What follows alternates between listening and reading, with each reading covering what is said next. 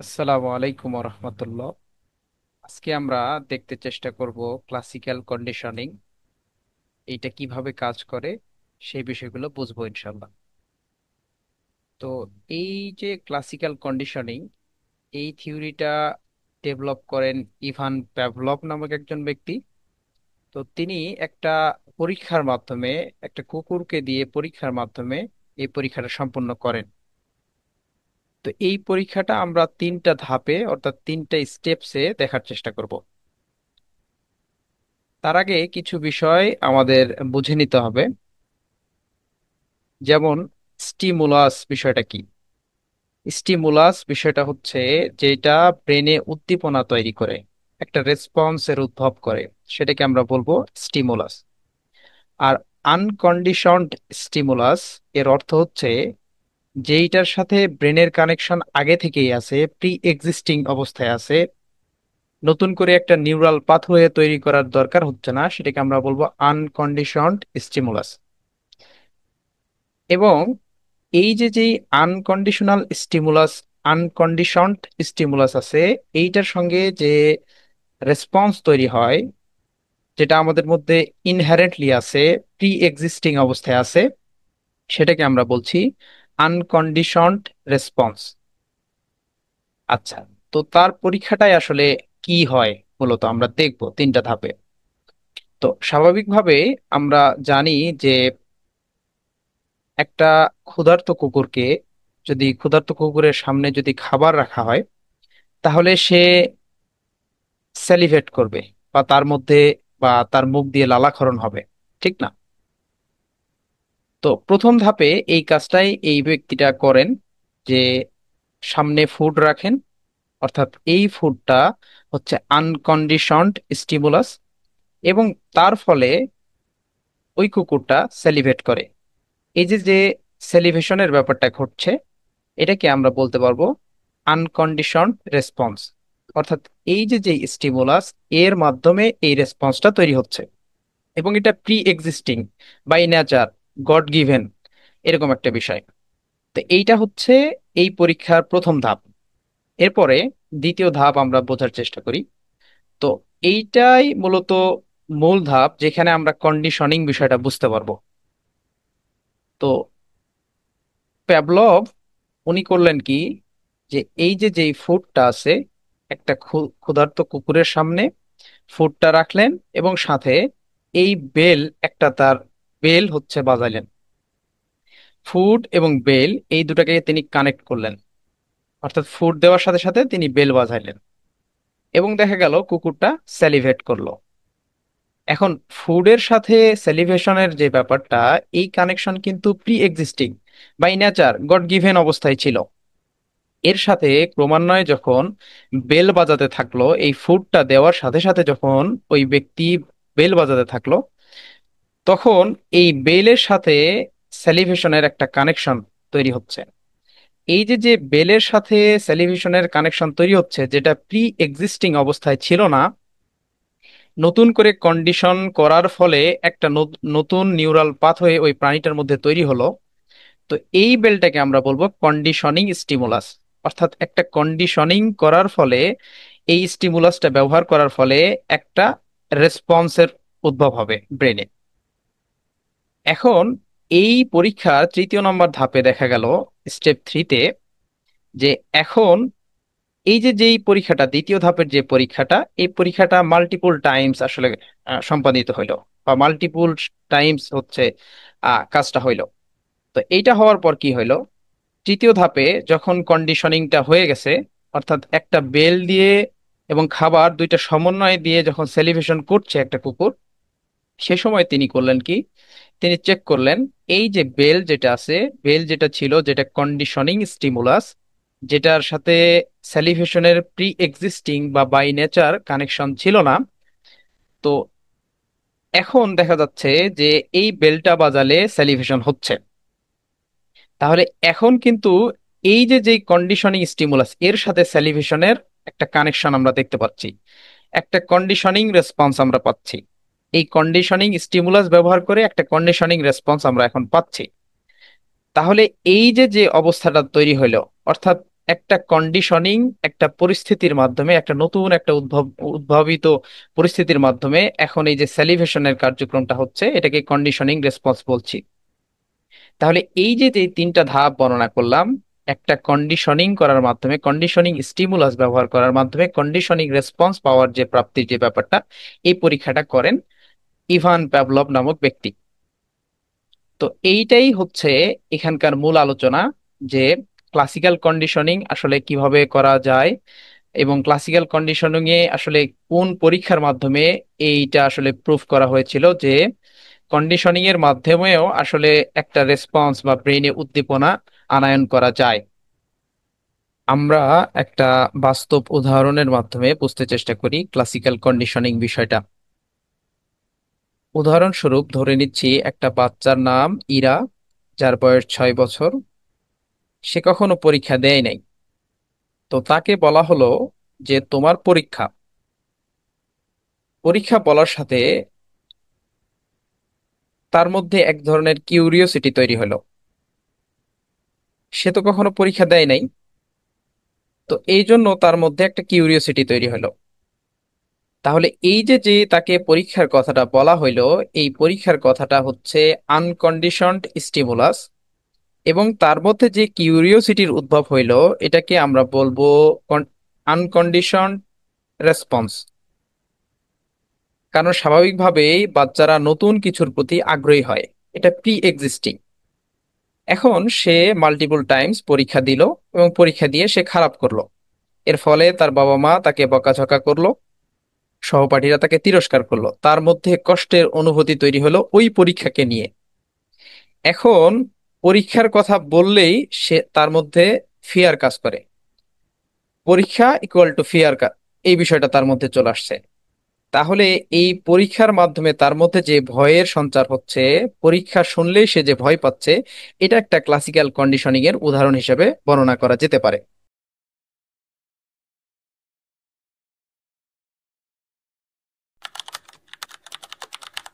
আসসালামু আলাইকুম রহমতুল্লাহ। আমরা আজকে বুঝতে চেষ্টা করব ভিগটস্কিজ সোশিও কালচারাল থিওরি, বা যে থিওরিটাকে থিওরি অফ সোশ্যাল কনস্ট্রাকটিভিজম বলা হয়ে থাকে, সে সংক্রান্ত বিষয়ে। তো ভিগটস্কি তার সোশিও কালচারাল থিওরিতে মূলত যে বিষয়টার উপর এমফাসাইজ করেছেন, সেটা হচ্ছে সোশ্যাল ইন্টারাকশন, কালচার এবং ল্যাঙ্গুয়েজ। এগুলোই মূলত মূল ভূমিকা রাখে একটা বাচ্চার কগনিটিভ ডেভেলপমেন্টের জন্য। তো তিনি বোঝাতে চেয়েছেন যে সোসাইটি এবং যে কালচারাল যে কনটেক্সট গুলো আছে, সেগুলাই একটা ব্যক্তির লার্নিং এবং কগনিটিভ অ্যাবিলিটিস গুলো যেগুলো আছে, সেগুলোর ডেভেলপমেন্টে মুখ্য ভূমিকা পালন করে। তো এখানে কিছু গুরুত্বপূর্ণ কনসেপ্টস আমরা দেখতে পাচ্ছি, সেগুলো সম্পর্কে একে একে আলোচনা করছি ইনশাল্লাহ। প্রথমত আসে সোশ্যাল ইন্টারাকশন অ্যান্ড লার্নিং। ভিগটস্কি বলতে চাচ্ছেন যে লার্নিংটা ইনহেরেন্টলি সোশ্যাল। অর্থাৎ তিনি বিশ্বাস করেন যে একটা বাচ্চার কগনিটিভ যে ডেভেলপমেন্ট, এটা মূলত তার সোশ্যাল ইন্টারাকশনের মাধ্যমে সম্পূর্ণ হয়ে থাকে। তো এই জায়গাতেই একটা গুরুত্বপূর্ণ কনসেপ্ট চলে আসে, যে মোর নলেজেবল আদার্স। অর্থাৎ বাচ্চাদের থেকে যে ব্যক্তিরা একটা পার্টিকুলার বিষয়ে বা বিভিন্ন বিষয়ে বেশি ভালো বোঝে, সেই বিষয়গুলা ওই সব ব্যক্তিদের থেকে, অর্থাৎ যারা বেশি জানে তাদের থেকে বাচ্চারা শিখে। যেমন টিচার্স, পিয়ার্স, প্যারেন্টস, তাদের থেকে তারা শিখে। তো তিনি বলতে চাচ্ছেন যে এই যে সোশ্যাল ইন্টারাকশনের মাধ্যমে যে নলেজগুলো সে গ্যাদার করছে, তার মাধ্যমে তার হায়ার অর্ডার থিঙ্কিং স্কিলসটা ডেভেলপমেন্টের দিকে পৌঁছাচ্ছে।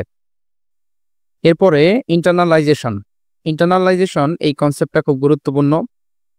এইটা মূলত বোঝায় যে এক্সটার্নালি, অর্থাৎ সোশ্যালি, সে একটা বাচ্চা যে বিষয়গুলো দেখছে, যেভাবে সমাজে প্রবলেম সলভিং স্ট্র্যাটেজিগুলো ধারণ করা হয়, যেভাবে কালচারাল নর্মগুলো সমাজের মধ্যে বাহিত হয়ে আসছে, যে ল্যাঙ্গুয়েজগুলো ব্যবহৃত হয়ে থাকে, অর্থাৎ ওভারঅল সোশ্যালি একটা বাচ্চা যে বিষয়গুলো দেখছে, সে তার ইন্টারনাল প্রসেসের মধ্যে, ইন্টারনাল ব্রেনের ফাংশনের মধ্যে ওটা নিয়ে আসে।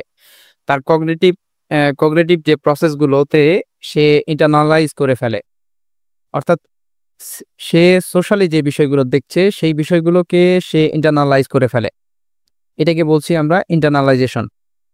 তৃতীয় বিষয়টা জোন অফ প্রক্সিমাল ডেভেলপমেন্ট এবং চতুর্থ বিষয় জোন অফ অ্যাকচুয়াল ডেভেলপমেন্ট। সাথে স্ক্যাফোল্ডিং এই কনসেপ্টগুলো আমরা বুঝবো একটা উদাহরণের মাধ্যমে। সংজ্ঞা আকারে বলে নিই, তারপরে উদাহরণের মাধ্যমে আমরা বোঝার চেষ্টা করব। তো জোন অফ প্রক্সিমাল ডেভেলপমেন্ট এটা হচ্ছে সেই এরিয়া যেই এরিয়াতে একটা বাচ্চা একজনের হেল্প, অর্থাৎ তার পিয়ার হইতে পারে, তার টিচার হইতে পারে, বা যে কেউ হইতে পারে, তার হেল্প নিয়ে সে সমাধান করতে পারে। কোনো একটা টাস্ক যদি তাকে দেওয়া হয়, সেই টাস্কটা সে একা একা সমাধান করতে পারে না, কিন্তু কারো হেল্প নিয়ে সে সমাধানটা করতে পারে। এই যে যে এরিয়াটা, এই জোনটাকে আমরা বলবো হচ্ছে zone of proximal development. Zone of actual development, যে টাস্কটা একটা বাচ্চা নিজে থেকে করতে পারে, নিজে নিজেই করতে পারে কারো হেল্প নেওয়া ছাড়া, তখন সেটাকে আমরা বলবো zone of actual development. Language and thought.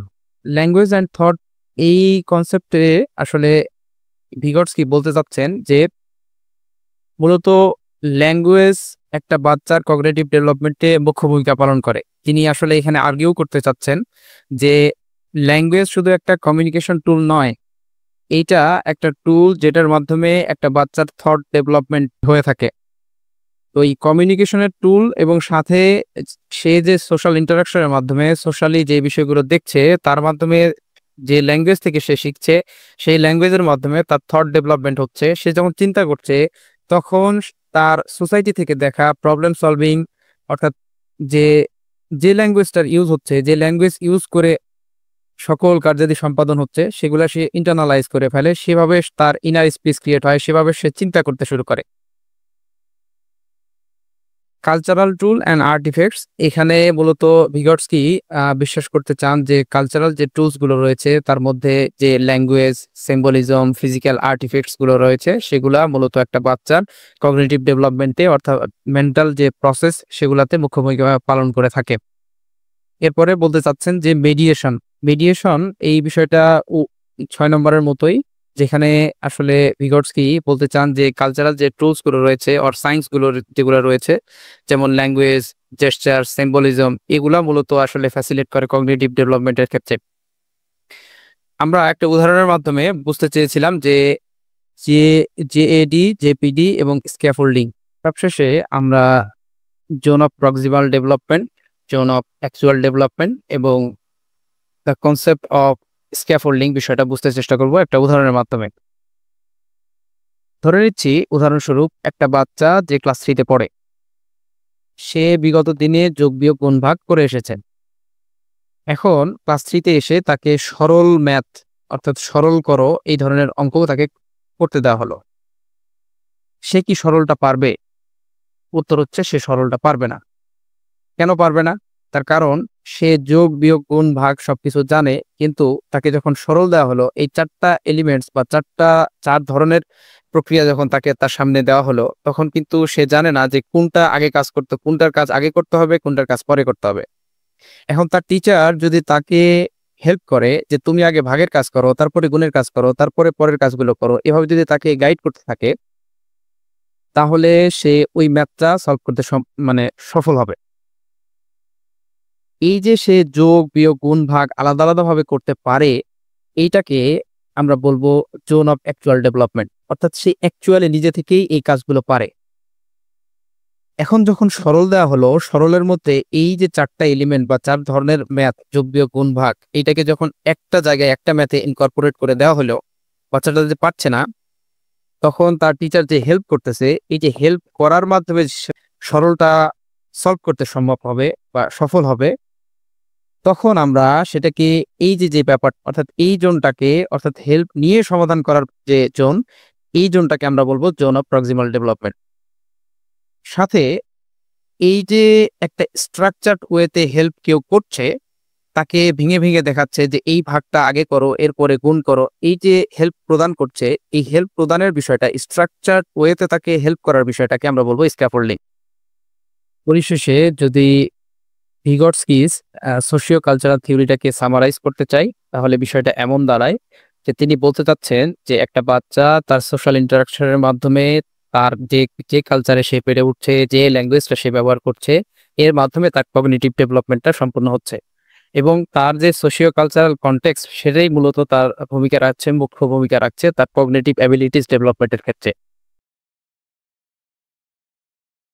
আসসালামু আলাইকুম রহমতুল্লাহ। আমরা কনস্ট্রাকটিভিজম লার্নিং থিওরি সংক্রান্ত বিষয়ে বুঝতে চেষ্টা করব। কনস্ট্রাকটিভিজম লার্নিং থিওরি একটা থিওরি যেখানে মূলত এইভাবে বিষয়টাকে রিপ্রেজেন্ট করা হয় যে একটা বাচ্চার যে নলেজ কনস্ট্রাকশন এটা মূলত সংগঠিত হয় বা সম্পাদিত হয় তার প্রাপ্ত এক্সপেরিয়েন্সেস থেকে। অন্য সব ট্রেডিশনাল থিওরিজ গুলো যেখানে বর্ণনা করে লার্নিং এর বিষয়টাকে অ্যাবজর্পশন অফ ইনফরমেশন আকারে, সেই জায়গায় কনস্ট্রাকটিভিজম বলতে চাচ্ছে যে একটা বাচ্চা মূলত শেখে তার সারাউন্ডিংস বা এনভায়রনমেন্ট থেকে।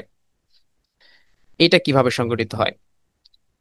তারা মূলত যে কাজগুলোতে অ্যাক্টিভলি পার্টিসিপেট করে, অর্থাৎ এক্সপেরিমেন্ট করে, এবং এর থেকে প্রাপ্ত মিস্টেক্স অর্থাৎ ট্রায়াল অ্যান্ড ইররের মাধ্যমে তারা শেখে। এবং এই যে ট্রায়াল অ্যান্ড ইরর হয় এর মাধ্যমে তারা প্রত্যেকটা কাজের প্যাটার্ন ডিসকভার করতে থাকে। এর মাধ্যমে তার লার্নিংটা সম্পাদিত হয়। কনস্ট্রাকটিভিজম মূলত বলতে চাচ্ছে যে যদি একটা বাচ্চাকে একটা এনরিচিং এনভায়রনমেন্টে রাখা হয় তাহলে সে ন্যাচারালি অটোমেটিক্যালি নলেজ অ্যাকোয়ার করবে। নলেজ অ্যাকুয়াজিশনের জন্য মূলত যে আমাদের সারাউন্ডিংসে বা বাচ্চার সারাউন্ডিংসে ডাইভার্স অবজেক্টস আছে, সে যে বিষয়গুলো এক্সপিরিয়েন্সেস করে, সে যে চ্যালেঞ্জেস গুলো ফেস করে, এবং এর মাধ্যমে সে ট্রায়াল এররের মাধ্যমে অটোমেটিক্যালি সে শিখতে পারে। এখন আমরা দেখতে চেষ্টা করব যে কনস্ট্রাকটিভিস্ট আসলে কারা। আমরা বেশ কিছু নাম দেখতে পাচ্ছি, এর মধ্য থেকে জিন পিয়াজে এবং ভিগটস্কি এই দুজন ব্যক্তি সম্পর্কে একটু সংক্ষিপ্তভাবে বলি। পিয়াজে ইনি বলতে চাচ্ছেন যে বাচ্চাদের যে কগনিটিভ অ্যাবিলিটি এইটা মূলত নির্ভর করে এইজের উপরে। সময়ের সাথে সাথে তাদের যে কগনিটিভ অ্যাবিলিটির এই ডেভেলপমেন্টের কাজটা হতে থাকে। অন্যদিকে ভিগটস কি বলতে চাচ্ছেন যে সোশ্যাল ইন্টারাকশন এবং কালচার এখানে মুখ্য ভূমিকা রাখে একটা বাচ্চার কগনিটিভ ডেভেলপমেন্টের জন্য।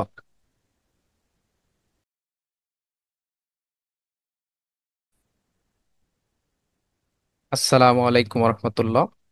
আমরা আজকে বুঝতে চেষ্টা করব জিন পিয়াজের থিওরি অফ কগনিটিভ ডেভেলপমেন্ট সংক্রান্ত বিষয়ে। তো এই থিওরিটা বোঝার আগে আমাদের এই থিওরির বা কগনিটিভ ডেভেলপমেন্টের যে ফাউন্ডেশনটা সেটা বুঝতে হবে। আরো কিছু বিষয় আছে যেগুলোর সংজ্ঞা শুরুতে আমরা জানবো এবং তার পরবর্তীতে উদাহরণের মাধ্যমে আমরা বুঝতে চেষ্টা করবো ইনশাল্লাহ। তো মূলত আমাদের এই কগনিটিভ ডেভেলপমেন্টের যে কোর বিষয় সেটা হচ্ছে স্কেমা বা স্কেমাস। স্কেমা বিষয়টা কি? দ্য আইডিয়া অফ স্কেমা বিষয়টা কি? স্কেমা হচ্ছে দ্য ইউনিট অফ নলেজ। নলেজের একটা ইউনিট বা একাধিক ইউনিটকে আমরা তখন বলবো স্কেমাস। স্কেমা স্বাভাবিকভাবে আমি যদি একটু উদাহরণ দিয়ে বলি, যেমন আমাদের কিন্তু মাথায় একটা পিকচার আছে যে একটা ডগ কেমন হয়। এই যে ডগের যে পিকচারটা বা ডগের যে নলেজটা আমাদের মধ্যে আছে, যে ইউনিট অফ নলেজ আছে, সেটাকে আমরা স্কেমা বা স্কেমাস বলতে পারবো। এরপরে কিছু বিষয় সম্পর্কে আমরা জানবো। পাঁচটা বিষয়ের ধারণা আমাদের এখানে জানতে হবে, যেগুলোর শুরুতে সংজ্ঞা বলার পরে উদাহরণের মাধ্যমে আমরা বুঝবো।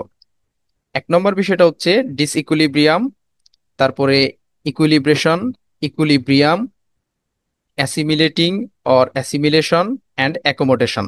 এই পাঁচটা বিষয় বুঝতে হবে। শুরুতে আসি ডিসইকুইলিব্রিয়াম। ডিসইকুইলিব্রিয়াম মূলত যখন একটা বাচ্চা নতুন কোনো এক্সপিরিয়েন্সের সাথে এনকাউন্টার করে বা নতুন কোনো ইনফরমেশনের সাথে এনকাউন্টার করে, যেটা তার প্রি এক্সিস্টিং যে স্কেমা ছিল তার সাথে যখন না মেলে, তখন তার মধ্যে এক ধরনের কনফিউশন তৈরি হয়, এক ধরনের ইমব্যালেন্স তৈরি হয়, বা ডিসঅরিয়েন্টেশন বা কগনিটিভ টেনশন তৈরি হয়। এই যে যে পরিস্থিতি, এই পরিস্থিতিটাকে আমরা বলবো ডিসইকুইলিব্রিয়াম। ইকুইলিব্রেশন কি? ইকুইলিব্রেশন হচ্ছে একটা প্রসেস, যে প্রসেসে মূলত ডিসইকুইলিব্রিয়াম থেকে ইকুইলিব্রিয়াম পর্যন্ত একটা বাচ্চা পৌঁছায়। অর্থাৎ তার মধ্যে যে কগনিটিভ টেনশন তৈরি হয়েছে সেটাকে রিজলভ করে ফেলে। এই যে রিজলভ করে ফেলার প্রসেসটাকে বলতেছি আমরা ইকুইলিব্রেশন। ইকুইলিব্রিয়াম বিষয়টা কি? যখন কোনো বাচ্চা ডিসইকুইলিব্রিয়ামে পতিত হয় বা ডিসইকুইলিব্রিয়াম ফেস করে, তখন অ্যাসিমিলেটিং বা অ্যাকোমোডেটিং এর মাধ্যমে যে নতুন ইনফরমেশনটাকে সে রিজলভ করে ফেলে এবং একটা সলিউশনে উপনীত হয়, এটাকে আমরা বলবো ইকুইলিব্রিয়াম। এরপরে আমরা বুঝতে চেষ্টা করব অ্যাসিমিলেশন এবং অ্যাকোমোডেশন সংক্রান্ত বিষয়। অ্যাসিমিলেশন হচ্ছে একটা প্রসেস, যে প্রসেসে নিউ ইনফরমেশন এক্সিস্টিং স্কেমাসের সাথে মিলিত করা হয় বা ইন্টিগ্রেট করা হয়। পূর্বের যে স্কেমাটা ছিল বা স্কেমাস ছিল সেটার কোনো অল্টারেশন ছাড়াই। আমরা উদাহরণের মাধ্যমে পরবর্তীতে বুঝবো, আপাতত সংজ্ঞাগুলো বুঝি। আর অ্যাকোমোডেশন হচ্ছে একটা প্রসেস, যে প্রসেসে এক্সিস্টিং যে স্কেমাটা ছিল বা স্কেমাস ছিল সেটাকে মডিফাইড করতে হয়, সেটার স্ট্রাকচারকে মডিফাইড করে নতুন একটা স্কেমা গঠন করতে হয়। এতক্ষণ আমরা যেই সংজ্ঞাগুলো দেখলাম, এই সংজ্ঞাগুলো উদাহরণের মাধ্যমে আমরা বুঝতে চেষ্টা করব।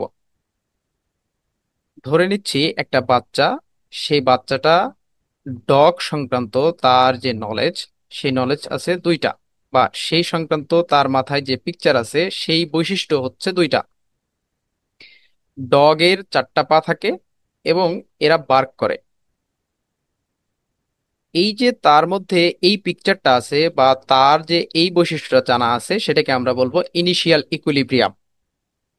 এরপরে সে একটা নতুন জাতের বা নতুন ব্রিডের কুকুর দেখলো, অর্থাৎ সে এনকাউন্টার করলো নিউ ইনফরমেশনের সাথে। তাহলে তার মধ্যে একটা কগনিটিভ টেনশন তৈরি হবে, বা ডিসঅরিয়েন্টেশন বা ইমব্যালেন্স বা কনফিউশন তৈরি হবে। কারণ সে একটা কুকুর দেখে অভ্যস্ত, যেই কুকুরের পিকচার এবং যেই কুকুরের বৈশিষ্ট্যগুলো তার মাথায় জমা আছে। এরপরে যেহেতু সে দেখছে যে এইটাও একটা কুকুর যে বার্ক করছে এবং চারটা পা আছে, অর্থাৎ এখানে অ্যাসিমিলেশন হবে। অর্থাৎ তার যে প্রি এক্সিস্টিং বা এক্সিস্টিং স্কেমা আছে বা স্কেমাস আছে তার কোনো অল্টারেশন বা স্ট্রাকচারের পরিবর্তন করতে হচ্ছে না, জাস্ট এর সাথে ফিট করে সে ইকুইলিব্রিয়াম অর্থাৎ একটা রিজলভে পৌঁছে যাচ্ছে। আরেকটা উদাহরণের মাধ্যমে বুঝতে চেষ্টা করি। তার মাথায় কুকুরের পিকচার আছে বা কুকুরের বৈশিষ্ট্য জানা আছে। এখন সে ওই চার পাওয়ালা একটা ক্যাটের সাথে পরিচিত হইল, অর্থাৎ এনকাউন্টার করলো নিউ ইনফরমেশনের সাথে, অর্থাৎ তার মধ্যে ডিসইকুইলিব্রিয়াম তৈরি হলো। এখন সে দেখলো যে কুকুর যেরকম বার্ক করে সেই বার্ক করার জায়গায় বাচ্চা এই বিড়ালটা ম্যাও শব্দ করছে। অর্থাৎ তার যে এক্সিস্টিং স্কেমা ছিল সেই স্কেমাটার স্ট্রাকচার বা এইটার যে মডিফিকেশন এটার প্রয়োজন হচ্ছে। সে বুঝতে পারলো যে চার পা আছে কিন্তু ম্যাও বললে বা এই শব্দটা করলে তখন এইটা একটা অন্য ক্যাটাগরির একটা প্রাণী, অর্থাৎ এখানে অ্যাকোমোডেশন হচ্ছে। তার যে এক্সিস্টিং স্কেমা ছিল সেটার মডিফাই করতে হচ্ছে এবং তারপরে সে ইকুইলিব্রিয়ামটা রেস্টোরড হলো। তো এই হচ্ছে সাইকেল অফ কগনিটিভ ডেভেলপমেন্ট বা অথবা the process of cognitive development, যেটা পিয়াজের মডেল।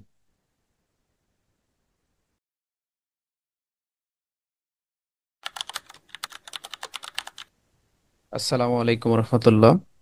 আমরা আজকের এই লেকচারে বোঝার চেষ্টা করব জিন পিয়াজের যে স্টেজেস অফ কগনিটিভ ডেভেলপমেন্ট সে সংক্রান্ত বিষয়। তো তিনি এখানে চারটা স্টেজেস এ ভাগ করেছেন একটা বাচ্চার বা একটা হিউম্যান বিং এর যে কগনিটিভ ডেভেলপমেন্ট, সেই বিষয়গুলো নিয়ে একে একে আলোচনা করছি। প্রথম যে স্টেজটা সেটা হচ্ছে সেন্সরি মোটর স্টেজ। এটা লাস্ট করে 0 থেকে 2 ইয়ার্স পর্যন্ত। তো এই সময়টাতে কি কি ঘটনা ঘটে এবং কি কি বৈশিষ্ট্য দেখে এই স্টেজে অবস্থান করছে একটা বাচ্চা সেটা চেনা যায়, সেই বিষয়গুলো আমরা দেখব। প্রথমত আসে রিফ্লেক্স অ্যাকশন। এই সময়টায় বাচ্চাদের মধ্যে বাচ্চারা যে যতগুলো কার্যক্রম সম্পাদন করে বা যতগুলো কাজ করে সবগুলো আসলে রিফ্লেক্স অ্যাকশন। তাদের যে রিফ্লেক্স অ্যাকশন ইনবিল্ট বা ইনহেরেন্টলি গড গিভেন অবস্থায় ছিল বা আছে, তো সেইটা দ্বারা তারা হলো সকল কাজ সম্পাদন করে। এরপরে তাদের যে কোনো সামনে যদি কোনো একটা বস্তু রাখা হয়, তাহলে এই বস্তুটাকে সে যদি মনে করছে যে এটা একটা প্রবলেম, তাহলে সে সলভ করার ট্রাই করে, সেটা দিয়ে সেটাকে ধরার ট্রাই করে। অর্থাৎ তাদের যে প্রবলেম সলভিং যে কার্যক্রম সেগুলাও রিফ্লেক্স অ্যাকশন দ্বারা সম্পাদিত হয়। এরপরে যখন 18 মান্থস এর পরবর্তী যে সময়টা, এই সময়টা তারা রিফ্লেক্স অ্যাকশন থেকে শিফট করে আস্তে আস্তে যে ইন্টেনশনাল প্রবলেম সলভিং বিহেভিয়ারের দিকে মুভ করতে শুরু করে। অর্থাৎ একটা উদাহরণের মাধ্যমে বোঝানোর চেষ্টা করি। একটা বাচ্চার মা বালিশের নিচে কোনো কিছু একটা লুকিয়ে রাখছে যেন ওই বাচ্চাটার হাতে না পড়ে। তখন সে ওই যে যেই হাইড করে রাখা বিষয়টা, অবজেক্টটা, সেটাকে সে ইন্টেনশনালি খুঁজে বের করতে ট্রাই করে। তো এই ধরনের বৈশিষ্ট্যগুলো এই সময়টা দেখা যেতে পারে। আচ্ছা, এরপরে আসে ডিফার্ড ইমিটেশন। ডিফার্ড ইমিটেশন বিষয়টা হলো এমন যে বাচ্চারা যে বিষয়টা দেখে, অর্থাৎ সে অতীতে পাস্টে যে বিষয়গুলো সে দেখেছে সেই বিষয়গুলোকে সে ইমিটেট করার ট্রাই করে, অর্থাৎ সেটাকে সেটা পুনরাবৃত্তি বা সেটার প্রতিফলন বা সেইভাবে কাজ করার ট্রাই করে। অর্থাৎ যেটা দেখে সেটাই সে করার ট্রাই করে। তো এই ধরনের ইমিটেশন গুলো দেখা যায় এই স্টেজে। স্বাভাবিকভাবেই এই স্টেজে মূলত ল্যাঙ্গুয়েজের অ্যাবসেন্স থাকে, অর্থাৎ এই সময়টায় বাচ্চারা কথা বলতে পারে না। সময়ের সাথে সাথে পরবর্তীতে কথা বলার বিষয়গুলো দেখা যাবে। তো এরপরে আসে 2 নম্বর স্টেজ, প্রি অপারেশনাল স্টেজ, যেটা 2 থেকে 7 বছর পর্যন্ত চলমান থাকে। তো এই সময়টায় কি কি ঘটনা ঘটে বা কি কি বৈশিষ্ট্যগুলো দেখা যায় বাচ্চাদের মধ্যে, সেই বিষয়গুলো আমরা দেখব। তো এই সময়টাই এই প্রি অপারেশনাল স্টেজে মূলত সিম্বলিক থিঙ্কিং তাদের মধ্যে বিরাজ করে। যে ওয়ার্ডস বা ইমেজেস যেগুলো আছে সেগুলোকে রিপ্রেজেন্ট করে অবজেক্টস বা ইভেন্টস। তো এই সময়টাই দেখা যায় কিছু বৈশিষ্ট্য লক্ষ্য করা যায়, যেমন ট্রান্সডাকটিভ রিজনিং। ট্রান্সডাকটিভ রিজনিংটা কেমন আমরা একটা উদাহরণের মাধ্যমে বোঝার চেষ্টা করি। উদাহরণস্বরূপ, একটা বাচ্চার মন খারাপ, বাইরে বৃষ্টি হচ্ছে। তো সে চিন্তা করছে যে আমার যেহেতু মন খারাপ এই জন্য বৃষ্টি হচ্ছে। সে একটা কজাল রিলেশনশিপ দেখানোর ট্রাই করতেছে বা এইভাবে চিন্তাটা করছে, কিন্তু আসলে তো এটা সত্য নয়। তো এই ধরনের রিজনিং গুলা, যেগুলোর কজাল রিলেশনশিপ সে মনে করছে আছে, যে এইটার জন্য এইটা হচ্ছে, কিন্তু আসলে তো সেই রিজনিংটা সত্য না। তো এই ধরনের রিজনিং এই সময়টা দেখা যায়। এরপরে অ্যানিমিজম। অ্যানিমিজম বিষয়টা এমন যে হিউম্যান বিং এর যে বৈশিষ্ট্য, সেই বৈশিষ্ট্যগুলো যখন নন লিভিং অবজেক্টের উপর আরোপিত করা হবে, এইভাবে যে চিন্তার যে ব্যাপারটা, এই ধরনের যে বিশ্বাস, এই ধরনের যে চিন্তা বা থিঙ্কিং প্রসিডিওর, এইটাকে আমরা বলবো অ্যানিমিজম। তো বাচ্চারা এই বিষয়গুলা এইভাবে চিন্তা করে। তারা চিন্তা করে যে একটা পুতুল তার সামনে রাখা আছে, তো সে মনে করছে যে এর অনুভূতি আছে, এর কি বলে ইমোশনস আছে, এরকম ভাবে সে চিন্তা করতে পারে। ইররিভার্সিবিলিটি এই সময়টা দেখা যায়। উদাহরণস্বরূপ যদি বলি যে একটা বাচ্চাকে তার বাবা বাসা থেকে স্কুল পর্যন্ত যাওয়া শিখিয়েছে, তো সে স্কুল থেকে বাসায় ব্যাক করতে পারবে না। অর্থাৎ তাকে যতটুকু শেখানো হবে সেই কাজটা পারবে, কিন্তু রিভার্সিবিলিটির সাহায্যে বা রিভার্সলি ওই কাজটা সম্পাদন করাটা তার পক্ষে সম্ভব হবে না। এই সময়টায় সেন্ট্রেশন দেখা যায়। সেন্ট্রেশন একটা উদাহরণের মাধ্যমে বুঝতে চেষ্টা করি। উদাহরণস্বরূপ বলা যেতে পারে যে একটা দুইটা 1 লিটারের বোতল রাখা আছে, যেটা একটা হচ্ছে আনুভূমিকভাবে প্রশস্ত একটা বোতল যেখানে 1 লিটার পানি রাখা আছে, আবার আরেকটা বোতলে যেখানে উলম্ব অবস্থায় মানে খাড়া অবস্থায় 1 লিটার পানির বোতল রাখা আছে। তো তাকে যদি জিজ্ঞাসা করা হয় যে এখানে কোনটাতে বেশি পানি আছে, সে শুধুমাত্র একটা অ্যাসপেক্ট এর প্রতি দৃষ্টি দিয়ে সে বলবে যে এই যে উলম্ব অবস্থায় যেটা আছে, যেটা দেখতে লম্বা লাগছে, সেটার মধ্যে পানি বেশি আছে বা এটাতে পানির পরিমাণ বেশি। কারণ সে শুধু একটা অ্যাসপেক্ট, অর্থাৎ উলম্ব দিকটা বা লম্বা দিকটার দিকে ফোকাস করছে। তো এই ধরনের সেন্ট্রেশন বিষয়গুলো এই সময়টা দেখা যায়। এর পরের স্টেজের নাম হচ্ছে কনক্রিট অপারেশনাল স্টেজ। তো এই সময়টা 7 থেকে 11 বছর পর্যন্ত থাকে। তো এই সময়টাই মূলত আস্তে আস্তে বাচ্চাদের লজিক্যাল থিঙ্কিং ডেভেলপমেন্টটা হইতে শুরু করে। তো এই সময়ের কিছু বৈশিষ্ট্য বা এই সময় কি কি ঘটনা ঘটে সেই কনসেপ্টগুলো বলার চেষ্টা করছি। প্রথমত আসে ক্লাসিফিকেশন, অর্থাৎ তাকে যদি বিভিন্ন ধরনের অবজেক্টস গুলো একসাথে দেওয়া যায় তাহলে সে ক্লাসিফাই করে বলতে পারবে যে এটা এর মধ্যে, এটা এর মধ্যে, এটা এর মধ্যে, এরকম ভাবে সে বলতে পারবে। মানে অর্থাৎ বিভিন্ন ধরনের অবজেক্ট, যেমন তাকে বৃত্তাকার দেওয়া হলো, তাকে ত্রিকোণ কিছু দেওয়া হলো, ত্রিকোণাকার কিছু দেওয়া হলো, এরকম অসংখ্য জিনিসপত্র তাকে যদি দেওয়া হয়, সে ক্লাসিফাই করতে হবে যে এইটা এর মধ্যে পড়ে, এইটা এই ক্লাসের মধ্যে পড়ে। তো এইভাবে সে ক্লাসিফিকেশন করতে পারবে। আবার এই সময়টাই তাদের মধ্যে সেরিয়েশন দেখা যায়। সেরিয়েশন মানে কি, দেখা গেল তাদেরকে 10 জন ব্যক্তিদের দাঁড় করায় বলা হলো যে বাবু তুমি এই 10 জন ব্যক্তিদের মধ্যে লম্বা থেকে খাটো পর্যন্ত এভাবে সিরিয়াল করো। তো সে কিন্তু এটা সিরিয়াল সিকোয়েন্স মেনটেন করে সিরিয়ালটা করতে পারবে। এই সময়টায় ট্রানজিটিভিটি দেখা যায়। ট্রানজিটিভিটি মূলত হচ্ছে যে understanding the relationship between objects, অর্থাৎ বিভিন্ন অবজেক্টস এর মধ্যে যে রিলেশনশিপ সেটা সে বর্ণনা করতে পারে। যেমন উদাহরণস্বরূপ যদি বলা যায় যে A greater than B and B greater than C, তাহলে সেই বাচ্চাটা অনায়াসে বলে দিতে পারবে যে এ গ্রেটার দেন সি, এই কথাটা সে বলতে পারবে। অর্থাৎ এই যে বস্তুগুলো বা এই অবজেক্টগুলোর মধ্যে যে রিলেশনশিপ সেটা সে বুঝতে পারে এই সময়টাতে। এরপরে আসে ফর্মাল অপারেশনাল স্টেজ। এই সময়টাই মূলত তাদের কগনিটিভ ডেভেলপমেন্টটা অনেকটাই উন্নত হতে শুরু করে, তারা রেশনালি চিন্তা করতে পারে, তাদের লজিক্যাল থিঙ্কিং ডেভেলপ করে। তো এই সময়টায় দেখা যায় যে অ্যাবস্ট্রাক্ট থিঙ্কিংটা তাদের মধ্যে ডেভেলপ করে। হ্যাঁ, তো এই সময়টাই অ্যাবস্ট্রাক্ট থিঙ্কিং কিভাবে কাজ করে, যে এমন কিছু বিষয় তারা চিন্তা করতে পারে এই সময়ের মানুষরা বা এই সময়ের হিউম্যান বিং, যেটা রিয়েল ওয়ার্ল্ডে এক্সিস্ট করে না, সেই বিষয়টা নিয়েও তারা চিন্তা করতে পারার সক্ষমতা রাখে। তারা হাইপোথেটিক্যালি সিচুয়েশন চিন্তা করে সেটাকে অ্যাবস্ট্রাক্ট আইডিয়া বা কনসেপ্টের মাধ্যমে ডিফাইন করতে পারে এই সময়টাতে। তো অ্যাবস্ট্রাক্ট আইডিয়া যেমন উদাহরণস্বরূপ বলা যেতে পারে যে একটা বাচ্চা কিন্তু এই সময়ের 11 বছর, এটাকে আমরা হিউম্যান বিং বলবো, বাচ্চা বলা ঠিক হবে কিনা জানি না। তো 11 বছর বা এর থেকে বড় যে বয়সের মানুষ বা হিউম্যান বিং, এই সময়টায় তারা কিন্তু অ্যাবস্ট্রাক্ট থিঙ্কিং যেমন অনেস্টি, জাস্টিস, ফ্রিডম, এই যে যে কনক্রিট অ্যাবস্ট্রাক্ট কনসেপ্ট যেগুলো আছে সেগুলো তারা কিন্তু বর্ণনা করতে পারে, বা এই বিষয়গুলো তারা বুঝতে পারে, বা এই বিষয় নিয়ে চিন্তা করতে পারে।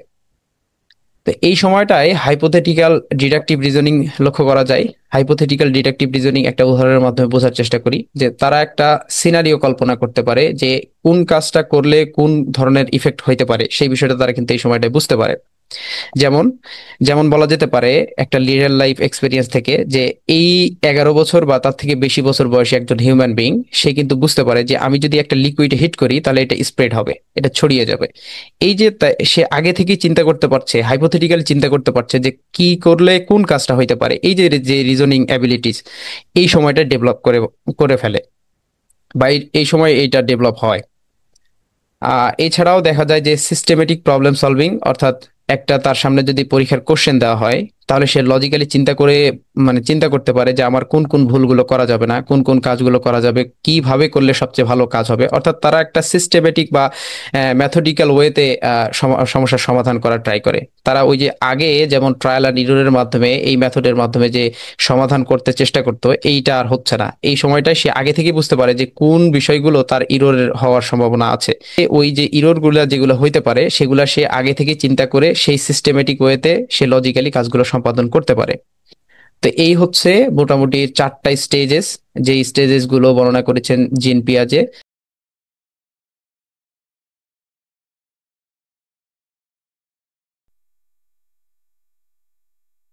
আসসালামু আলাইকুম রহমতুল্লাহ। আমরা আজকে আলোচনা করতে চলেছি কানেক্টিভিজম লার্নিং থিওরি সংক্রান্ত বিষয়ে। এই কানেক্টিভিজম লার্নিং থিওরিটা সর্বপ্রথম এই সংক্রান্ত ধারণা প্রদান করেন জর্জ সিমন্স এবং স্টিভেন ডাউন্স নামক দুজন ব্যক্তি 2005 সালে। তো কানেক্টিভিজম মূলত গুরুত্ব আরোপ করে টেকনোলজি বেসড লার্নিং, অর্থাৎ হচ্ছে টেকনোলজির মাধ্যমে যে লার্নিং সম্পন্ন হয় সেটাকে গুরুত্ব আরোপ করে বা এটাকে প্রদর্শন করে। এখন প্রত্যেকটা স্টুডেন্টকে, এই থিওরি অনুসারে প্রত্যেকটা স্টুডেন্টকে নট বলা হচ্ছে, অথবা অনেকগুলো স্টুডেন্টকে নটস বলা হচ্ছে। তো এই থিওরি মতে যখন এই প্রত্যেকটা স্টুডেন্ট যখন ওয়েবসাইটস, বুকস, এক্সপার্টস বা পিয়ার্স এর সঙ্গে যখন কানেক্টেড হয়, তখন তাদের লার্নিংটা সম্পন্ন হয়, এটা এই থিওরি জানান দেয়। আর এই থিওরির একটা গুরুত্বপূর্ণ বিষয় হাইলাইট করে, সেটাও লার্নিং শুধু মেমোরাইজিং বিষয়টা নয়, এটার সাথে জড়িত হচ্ছে অ্যাক্টিভলি সেটা জানার ইচ্ছে, ডাটাগুলোকে বা নলেজ গুলোকে অর্গানাইজ করা এবং এটার বাস্তব জীবনে ইমপ্লিমেন্টেশন, এই বিষয়গুলোর উপরে গুরুত্ব আরোপ করে। আর যখন টেকনোলজি দিয়ে লার্নিংটা সম্পূর্ণ হয়, তখন এটা অনেক বেশি ইন্টারাক্টিভ এবং ফ্লেক্সিবল হয়। এখন কানেক্টিভিজম কিভাবে ক্লাসরুমে প্রয়োগ করতে পারেন একজন টিচার? দেখা যাচ্ছে যে তিনি সোশ্যাল মিডিয়ার একটা পেজ খুললেন। সোশ্যাল মিডিয়া পেজ খোলার পরে এটা সব স্টুডেন্টদের জন্য উন্মুক্ত করে দিলেন, এবং উন্মুক্ত করে দেওয়ার ফলে প্রত্যেকটা স্টুডেন্টের এই অধিকারটা থাকলো যে যে কোনো ইনফরমেশন তারা একজন স্টুডেন্ট যা লার্ন করছে আরেকজন স্টুডেন্ট তো তা শিখছে না, ঠিক না? তো প্রত্যেকটা স্টুডেন্ট কে যা শিখছে সেটা সে ওই সোশ্যাল মিডিয়া প্ল্যাটফর্মে বা ওই পেজ একটা ক্রিয়েট করে দিয়েছে, সেই পেজে সে শেয়ার করতে পারবে। অথবা কোনো কোশ্চেন থাকলে সেটা আস্ক করতে পারবে, অথবা নিজেদের মধ্যে ডিসকাস করতে পারবে কোনো টপিক নিয়ে। তো এইভাবে সোশ্যাল মিডিয়ার মাধ্যমে এই লার্নিংটা সম্পন্ন করা সম্ভব। দ্বিতীয় যে ব্যাপারটা, গেমিফিকেশন। গেমিফিকেশন কি? দেখা যাচ্ছে, ধরে নেন আপনি একজন শিক্ষক, আপনি চাচ্ছেন ক্লাসটাকে আরো বেশি ইন্টারাক্টিভ করতে। এখন আপনি চিন্তা করেন যে মেন্টিমিটারের মাধ্যমে একটা পোল ক্রিয়েট করলেন এবং র্যান্ডমলি সবাইকে বললেন যে আপনারা রাইট অ্যান্সারটা দিন। এর মাধ্যমে কাজটা যেমন অনেক বেশি এঙ্গেজিং হচ্ছে, আবার দেখা যাচ্ছে অনেক বেশি ইন্টারাক্টিভ হচ্ছে, সবাই অনেক উৎসাহ নিয়ে ক্লাসটা করবে। অর্থাৎ লার্নিংটা গেম খেলতে খেলতেই হয়ে যাচ্ছে বলা যেতে পারে, যে তারা গেমিং করছে, মানে এক ধরনের খেলার মতো করে খেলার ছলে পড়াশোনাটা হয়ে যাচ্ছে বা তাদের লার্নিংটা সম্পন্ন হয়ে যাচ্ছে। আবার অনেক স্টুডেন্ট ফিজিক্যাল ক্লাসরুমে বুঝতে পারছে না, তখন তারা ইউটিউব থেকে ডিজিটাল অনেক কোর্স সেল হয় সেগুলা থেকে, অথবা ব্লগ পড়ে তাদের জ্ঞান অর্জনটা করতে পারবে। শুধু যে তার ক্লাসের কোর্স সংক্রান্ত বিষয় নাই, যে কোনো বিষয় সম্পর্কে সে জানতে পারে।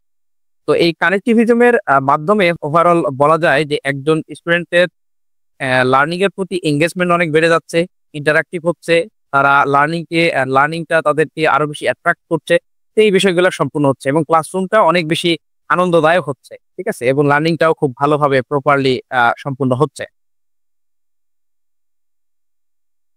আমরা অলরেডি বুঝে গেছি যে কানেক্টিভিজমের অনেকগুলো বেনিফিটস আছে।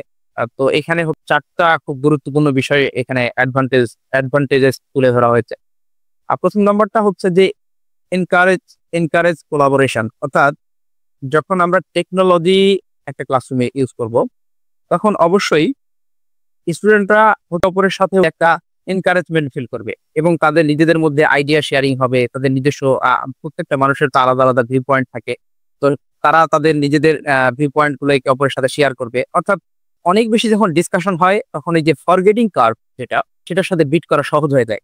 অর্থাৎ আমরা যে সহজে পড়াশোনার পরে দ্রুত ভুলে যাই, এই জিনিসটা হয় না। আমরা মানে ফরগেটিং কার্ভের বিরুদ্ধে লড়াই করে দেখা যাচ্ছে সেটা দীর্ঘদিন পর্যন্ত সে লার্নিংটাকে স্থায়িত্ব দিতে পারি। দ্বিতীয় যে ব্যাপার, ফর স্টুডেন্ট, এই যে টেকনোলজির ব্যবহার, এখানে সবসময় একজন স্টুডেন্ট ইন্টারনেটের থ্রুতে কানেক্টেড থাকছে, তারা নিজেদের মধ্যে লার্নিং সম্পূর্ণ করতে পারছে। এতে হচ্ছে কি যে তাদের মধ্যে লার্নিং এর জন্য যে সেলফ ডিসিপ্লিন, অথবা দেখা যাচ্ছে যে তারাই তার নিজের শেখার দায়িত্ব আর নিজের কাছে পেয়ে যাচ্ছে। এতে সে তার লার্নিং যে প্রসিডিউরটা, অথবা হচ্ছে তার ক্রিটিক্যাল থিঙ্কিং ডেভেলপ হচ্ছে। আচ্ছা, তৃতীয় নম্বর যে ব্যাপারটা, সেটা এমব্রেসেস ডাইভার্সিটি। প্রত্যেকটা মানুষের ওপিনিয়ন আলাদা, প্রত্যেকটা মানুষ আলাদাভাবে চিন্তা করে। এখন আবার প্রত্যেকটা মানুষের ভ্যালুস কিন্তু আলাদা। যখন এই কানেক্টিভিজমের থ্রুতে, অর্থাৎ একে অপরের সাথে যখন দুইটা স্টুডেন্ট, ধরে নিই আমরা দুইটা স্টুডেন্ট যখন কানেক্ট হচ্ছে, তখন তাদের ভ্যালুস গুলো, তাদের লার্নিং গুলো শেয়ার করছে একে অপরের সাথে। এই যে শেয়ার করার ফলে তারা একে অপরের পার্সপেক্টিভটা বুঝতে পারছে, অর্থাৎ লার্নিংটা তাদের ডিসকাশনের মাধ্যমে আরো বেশি ইনক্লুসিভ হচ্ছে। চতুর্থ নম্বর যে ব্যাপারটা, prepares students for digital world. সত্যি বলতে যে আজকের দিনে ইন্টারনেট বা ডিজিটাল যে ওয়ার্ল্ড, তার সাথে কানেক্টেড হওয়া ছাড়া আমাদের আসলে কোনো উপায় নেই। অর্থাৎ টেকনোলজির ব্যবহার প্রপারলি জানাটা, এটা বলা যায় যে খুব গুরুত্বপূর্ণ হয়ে উঠেছে আমাদের জীবনে। যখন এই যে টেকনোলজির থ্রুতে লার্ন করা একজন স্টুডেন্ট শেখে, তখন সে বুঝতে শুরু করে যে কিভাবে পৃথিবীটা চলছে, কিভাবে তাকে চলতে হবে, কিভাবে নিজেকে গড়তে হবে। অর্থাৎ ভবিষ্যতের যে জীবন, তার মধ্যে একটা প্রিপারেশন ক্রিয়েট হয়, অর্থাৎ ভবিষ্যৎ দুনিয়ার জন্য সে প্রিপেয়ার্ড হয়। হ্যাঁ, তো সব দিক দিয়ে কানেক্টিভিজম একজন স্টুডেন্টকে ওয়েল কোয়ালিফাইড এবং সামনের দুনিয়ার জন্য প্রিপেয়ার্ড করে তোলে।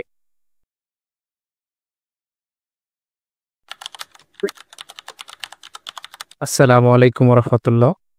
আজকের লেকচারে আমরা দেখার চেষ্টা করব সিএ এবং ইএ। সিএ এর পুনরূপ কন্ট্রাস্টিভ অ্যানালাইসিস। এইটা মূলত এরর ফাইন্ডিংস এর কাজগুলো করে থাকে, অথবা কি কি এরর্স একটা লার্নার করতে পারে সেই সংক্রান্ত বিষয়ে প্রেডিক্ট করার চেষ্টা করে। একজন লার্নারের একটা মাদার টাং থাকে, সেই মাদার টাং এবং সে যে ফরেন ল্যাঙ্গুয়েজ বা L2 শিখতে চলেছে, সেকেন্ড ল্যাঙ্গুয়েজ শিখতে চলেছে, এই যে মাদার টাং থেকে সেকেন্ড টু শিখতে চলেছে, এর ক্ষেত্রে কোন কোন এরর্স গুলো সে করতে পারে সেই সংক্রান্ত প্রেডিকশন দেয় এই সিএ। এই যে প্রেডিকশন, এটা কিভাবে সে প্রদান করার চেষ্টা করে? আইডেন্টিফাই করে যে যে তার যে মাদার টাং এবং যে ফরেন ল্যাঙ্গুয়েজ, এই দুই ল্যাঙ্গুয়েজের মধ্যে কি কি সিমিলারিটিস এবং কি কি ডিফারেন্সেস আছে সেইগুলো ফাইন্ড আউট করে। এরপরে আসে ইএ। এর পুনরূপ এরর অ্যানালাইসিস। এই এরর অ্যানালাইসিসে মূলত দেখা হয় যে একটা লার্নার কোন কোন এরিয়াসে ভুলগুলো করছে, সে যে এরর্স গুলো করছে সেই এরর্স এর নেচার গুলো ফাইন্ড আউট করার চেষ্টা করা হয়। এটা দুই ধরনের এরর্স হইতে পারে, একটা ইন্টারলিঙ্গুয়াল হইতে পারে, আবার একটা ইন্ট্রালিঙ্গুয়াল এরর্স হইতে পারে। সেই সংক্রান্ত বিষয়ে আমরা ডিটেইলে পরে দেখব। সিএ তে মূলত আগে থেকেই প্রেডিক্ট করে নেওয়া হয় যে কোন কোন ধরনের এরর্স গুলো হইতে পারে based on the identification of differences and similarities between two languages. অন্যদিকে ই এর ক্ষেত্রে ইন্ডিভিজুয়াল লার্নার, প্রত্যেকটা ব্যক্তি, আলাদা আলাদা ব্যক্তি কোন কোন এরিয়াসে ভুল করছে এবং তাদের এরর করার যে ধরন, যে নেচার, সেটা ফাইন্ড আউট করে হচ্ছে এরর অ্যানালাইসিস। এখন একটু যদি ডিটেইল এই বিষয়গুলো দেখার চেষ্টা করি। কন্ট্রাস্টিভ অ্যানালাইসিস মূলত কম্পেয়ার করে যে একটা লার্নার ফার্স্ট ল্যাঙ্গুয়েজ এবং টার্গেট ল্যাঙ্গুয়েজের মধ্যে যে ডিফারেন্সেস আছে এই ডিফারেন্সেসের থেকে বের করার চেষ্টা করে, প্রেডিক্ট করার চেষ্টা করে একটা লার্নার কোন কোন এরিয়াসে ভুল করতে পারে। অর্থাৎ এর মূল প্রসিডিওরটা, এর কাজ করার ধরনটা হচ্ছে সিমিলারিটিস এবং ডিফারেন্সেস খুঁজে বের করা এবং সে থেকে এরর ফাইন্ডিংস বা প্রেডিক্ট করা, এরর প্রেডিক্ট করা। উদাহরণস্বরূপ বলা যেতে পারে যে স্বাভাবিকভাবে বাংলা ল্যাঙ্গুয়েজে কিন্তু বলা যায় যে সুন্দর ছেলে, সুন্দর মেয়ে। এই যে সুন্দর যে অ্যাডজেক্টিভস আছে, দুই ক্ষেত্রে ব্যবহৃত হচ্ছে, এই জন্য অ্যাডজেক্টিভস বলছি। এই অ্যাডজেক্টিভস গুলো যদি আমি সুন্দর ছেলে বলি এবং সুন্দর মেয়ে বলি, দুই ক্ষেত্রেই কিন্তু অ্যাকসেপ্টেড বিষয়। সুন্দর মেয়ের ক্ষেত্রেও বলা যায়, যদিও সুন্দরী মেয়ে বললে আরো বেশি ভালো হয়, তারপরেও কিন্তু এটা অ্যাকসেপ্ট করে নেওয়া যায়। এখন যে লার্নারটা বাংলা ভাষাভাষী, সে যখন স্প্যানিশ শিখছে ওই একই কথা সে কিন্তু বল মানে বলার সময় একটা ভুল করে ফেলবে। কি ভুল করে ফেলবে? যে স্প্যানিশে কিন্তু নিনো বনিত এবং নিনো বনিতা এই ধরনের চেঞ্জগুলো হয়, অর্থাৎ অ্যাডজেক্টিভের কিন্তু চেঞ্জ হয়। এখন যে বাংলা ভাষায় কথা বলে, যে সুন্দর ছেলে সুন্দর মেয়ে বলে অভ্যস্ত, সে কিন্তু এই অ্যাডজেক্টিভস এর যে চেঞ্জ, এই চেঞ্জটা সে করতে ভুলে যাবে। তো এই ধরনের অর্থাৎ ভাষার যে ডিফারেন্সেস আছে, এই ডিফারেন্সের কারণে যখন ভুল হয় বা ভুল হইতে পারে, কোন কোন এরিয়াসে ভুল হইতে পারে সেইটা খুঁজে বের করার চেষ্টা করে এই ইএ। এখন এর কিছু স্ট্রেংথ আছে, আবার কিছু ড্রব্যাকসও আছে। তো সেগুলো একটু সংক্ষিপ্তভাবে বলতে চেষ্টা করি। মূলত ইএ একটা টিচারকে ইরর ফাইন্ডিংস এর মাধ্যমে কমন ইরর্স গুলো দেখিয়ে দেয়, যেটা কিন্তু একটা টিচারকে টিচিং ম্যাটেরিয়ালস গুলো প্রপারলি সাজাতে বা তৈরি করতে হেল্প করে, যে কোন কোন এরিয়াসে প্রবলেম একটা লার্নার ফিল করতে পারে বা ফেস করতে পারে। অন্যদিকে স্বাভাবিকভাবে যখন দুইটা ল্যাঙ্গুয়েজের মধ্যে সিমিলারিটিস বের করে দিচ্ছে, তখন লার্নিংটাকে ফ্যাসিলিটেট করতে পারে, অর্থাৎ পজিটিভ ট্রান্সফার বিষয়টা সম্পাদিত হয়।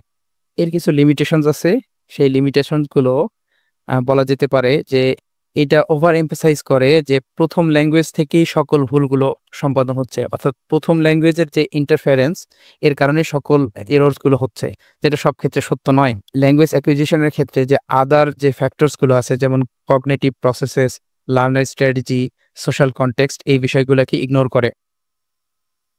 এরপরে আমরা দেখার চেষ্টা করব এরর অ্যানালাইসিস সংক্রান্ত বিষয়ে। এরর অ্যানালাইসিস মূলত একটা মেথড যেটা অ্যাকচুয়াল একটা লার্নার যে ইরর্স গুলো করে সেই ইরর্স গুলো ফাইন্ড আউট করে, এবং এই যে সে ইরর গুলো পাচ্ছে, লার্নার যে ইরর গুলো করছে সেখান থেকে যে ইরর্স গুলো ফাইন্ড আউট করা হচ্ছে, সেখান থেকে ইরর্স এর নেচার আইডেন্টিফাই করার চেষ্টা করে। অর্থাৎ এটা কি ইন্টারলিঙ্গুয়াল ইরর্স নাকি এটা ইন্ট্রালিঙ্গুয়াল ইরর্স। ইন্টারলিঙ্গুয়াল ইরর্সটা কি? ইন্টারলিঙ্গুয়াল ইরর হচ্ছে যে তার যে মাদার টাং আছে সেই মাদার টাং এর ইনফ্লুয়েন্সের কারণে সে কোন কোন ভুলগুলো করছে। একটা উদাহরণ হিসেবে বলা যেতে পারে যে সে যায়, এই কথাটা সে বলে, এখন যখন সে ইংলিশে বলছে তখন সে স্বাভাবিকভাবে বলবে যে হি গো। এখন হি গো বললে ইংলিশে যে ভুল হয়ে যাচ্ছে, হি গোজ বলতে হবে, সেটা সে করতে পারছে না। অর্থাৎ তার যে মাদার টাঙে যেভাবে ওই ল্যাঙ্গুয়েজটার ইউজ হয় সেইটার কারণে, সেই ইনফ্লুয়েন্সের কারণে তার যে ভুলগুলা হচ্ছে সেটাকে আমরা বলবো ইন্টারলিঙ্গুয়াল এরর্স। এখন আরেক ধরনের এরর্স হতে পারে, সেটা হচ্ছে ইন্ট্রালিঙ্গুয়াল এরর্স। যখন সে মাদার টাং থেকে ফরেন একটা ল্যাঙ্গুয়েজ শিখছে, তখন তার ডেভেলপমেন্ট প্রসেসের ক্ষেত্রে কোনো ভুল হলে, অর্থাৎ নতুন একটা ল্যাঙ্গুয়েজ শেখার পথে প্রসেসে কোনো ভুল হলে, তখন সেটাকে আমরা বলবো ইন্ট্রালিঙ্গুয়াল এরর্স। কেমন বিষয়টা, যে সে শিখেছে যে ভার্বের সাথে ইডি বা ডি যুক্ত করলে পাস্ট করা যায়। এখন সে করছে কি, যে সে কাম ছিল ডি যুক্ত করে দিয়েছে, কিন্তু কামের পাস্ট ফর্ম তো কাম হইতে পারে না, এটার পাস্ট ফর্ম হচ্ছে কেম। অর্থাৎ সে যা শিখেছে, নতুন যে ল্যাঙ্গুয়েজটা সে শিখছে, ফরেন ল্যাঙ্গুয়েজটা যে শিখছে, সেটার যে রুলস, এর ওভার জেনারেলাইজেশন সে করে ফেলেছে। তো এই ধরনের ভুলগুলাও কিন্তু হতে পারে। এখন আমরা দেখতে চেষ্টা করি যে এর কিছু অ্যাডভান্টেজেস, অর্থাৎ ভালো দিক, এবং লিমিটেশনস বা ড্রব্যাকস গুলো আমরা একটু দেখি। তো এর ভালো কিছু দিকগুলোর মধ্যে মূলত বলা যেতে পারে যে এটা রিয়েল লার্নার ডেটার উপরে কাজ করে। অর্থাৎ এইটা মূলত ফোকাস করে যে অ্যাকচুয়াল লার্নার পারফরমেন্সের উপরে, রাদার দেন থিওরিটিক্যাল প্রেডিকশন। এইটা মূলত ফাইন্ড আউট করার চেষ্টা করে যে দুই এরিয়া থেকে এরর ফাইন্ড আউট করার চেষ্টা করে, ইন্টারলিঙ্গুয়াল এবং ইন্ট্রালিঙ্গুয়াল। অর্থাৎ তার ডেভেলপিং যে প্রসিডিওর, এই প্রসিডিওরে কোনো ভুল হচ্ছে কিনা সেটাও যেমন ফাইন্ড আউট করার চেষ্টা করে, আবার একই সাথে তার মাদার টাঙের কোনো ইনফ্লুয়েন্স তার এই ভুলগুলোর জন্য দায়ী কিনা সেটাও ফাইন্ড আউট করার চেষ্টা করে, যেটা খুব ভালো দিক। অন্যদিকে এর কিছু লিমিটেশনস আছে, যেমন এরর্স এর উপর ফোকাস করে, এর যে কারেক্ট সেন্টেন্সেস যেগুলো হয় সেগুলোর উপর ফোকাস করে না, অর্থাৎ সাকসেসফুল ইউজ অফ ল্যাঙ্গুয়েজের উপর ফোকাস করছে না।